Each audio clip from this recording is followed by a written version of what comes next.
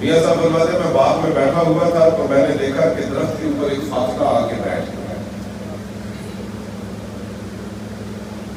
فرماتے ہیں ایک دن کرن شکار شکاری باڑی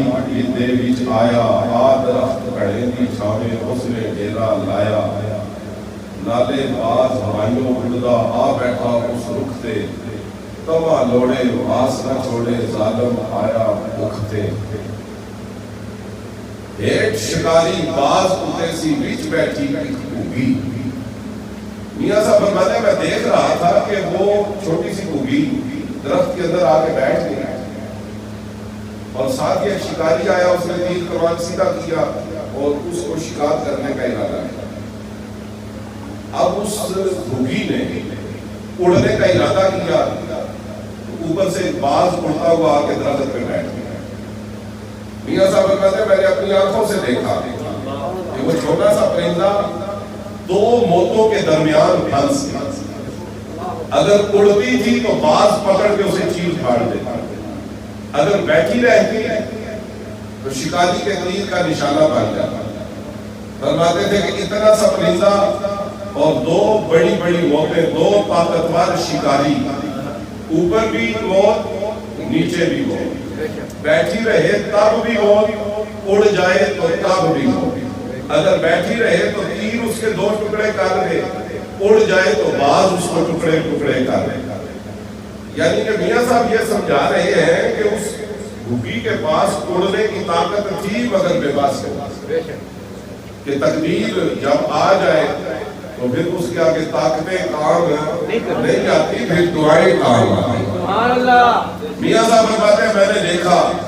وہ بے بس ہو گئی اور اس نے آنکھیں بند کر اور وہاں پہ اس نے اپنا رابطہ اللہ سے کیا اور کہا مولا انی افوض امری الیک، یا اللہ میں اپنا معاملہ تیرے سپرد کرتا ہوں، حسبنا اللہ و نعم الوکیل، یا اللہ تو میرے لیے کافی ہے، ربی انی مغلوب فانتصر، یا اللہ میں ہار گئی ہوں تو میری مدد فرما۔ اور میاں صاحب فرماتے ہیں اللہ نے پھر اس کی مدد کی۔ اب وہ اڑی نہیں، اڑی بھی نہیں، اب اسے کچھ کرنا بھی نہیں پڑا۔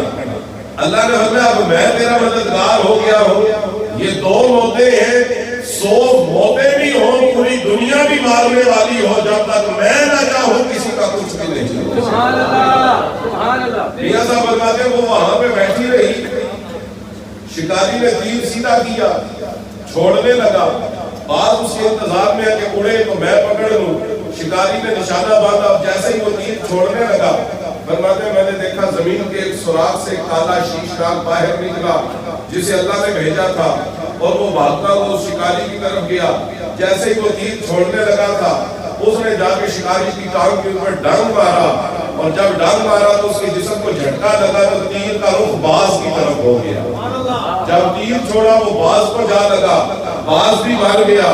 شکاری بھی مر گیا، اور جس نے اللہ کو پکارا تھا اللہ نے اسے زندگی عطا فرمائی۔ اور پھر میاں صاحب بڑا خوبصورت شعر لکھتے ہیں، فرماتے ہیں گھوگی بیٹھی رہی اتھائی چنگی پلی نروئی۔ یہ میاں صاحب ہمیں سبق دے رہے ہیں کہ اگر اللہ کو پکارنے کا صحیح طریقہ آ جائے پھر اپنی جگہ پہ بیٹھے بیٹھے اللہ بندے کے کام کر دے۔ چنگی پلی نروئی، اسے کچھ کرنا بھی نہیں پڑا،